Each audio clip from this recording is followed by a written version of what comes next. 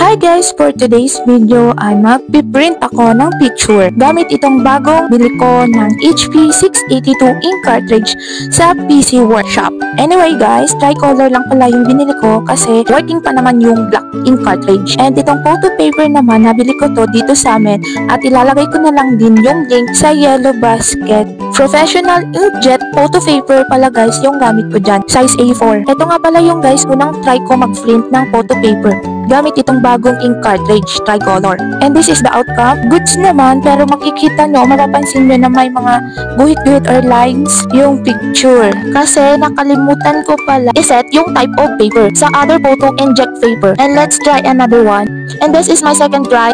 And guys, kung nagdadalawang isip kayong bumili nitong HP 682 ink cartridge, ako na magsasabi sa inyo na original ito based sa customer reviews and feedback ng product na ito. This is the final. Look at the quality. And guys, kung naghahanap kayo ng HP ink cartridge, I highly recommend this.